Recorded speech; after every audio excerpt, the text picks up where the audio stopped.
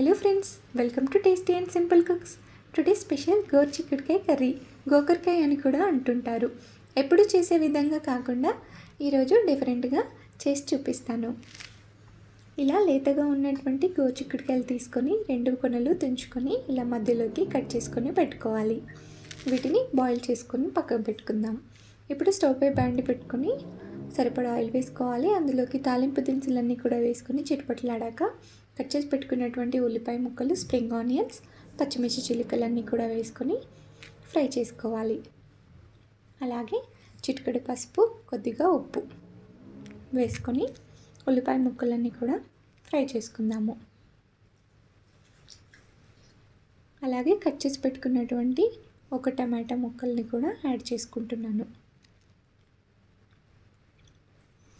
ఇప్పుడు టమాటా ఉడికిపోయిన తర్వాత ఇందులోకి 1 టేబుల్ స్పూన్ అల్లం వెల్లుల్లి పేస్ట్ కూడా వేసుకొని ఫ్రై అయ్యాక మనం ఉడకబెట్టుకొని పక్కన పెట్టుకున్నటువంటి గోరుచిక్కుడుకాయ ముక్కల్ని కూడా వేసుకొని బాగా కలుపుకొని మూత పెట్టి ఒక 2 నిమిషాలు కుక్ చేసుకోవాలి. ఇలా గోరుచిక్కుడుకాయ మసాలా కర్రీ చేసుకోవడానికి పల్లీలు, నువ్వులు, కొబ్బరికాయ అవన్నీ వేయించి ఇలా పెద్ద ప్రాసెస్ అండి మిక్సీ పెట్టుకొని. అందుకే ముందుగానే మిక్సీ పెట్టుకున్నటువంటి పౌడర్స్ మనం కర్రీ అయ్యాక యాడ్ చేసుకుంటే చాలా బాగుంటుంది. ఈజీగా సింపుల్గా అయిపోతుంది వర్క్ చేసుకునే వాళ్ళకి. చూడండి, ఒక 2 నిమిషాలు కుక్ చేసుకున్న తర్వాత ఇందులోకి రుచికి సరిపడా ఉప్పు, కారం, అలాగే కొద్దిగా ధనియాల పొడి, ఒక 2 టేబుల్ స్పూన్ నువ్వుల పొడి, ఒక 2 టేబుల్ స్పూన్ పల్లీల పొడి, ఇంకా కొబ్బరి పొడి కూడా ఉంటే యాడ్ చేసుకోవచ్చు. ఇవన్నీ వేసుకొని బాగా కలుపుకోవాలి.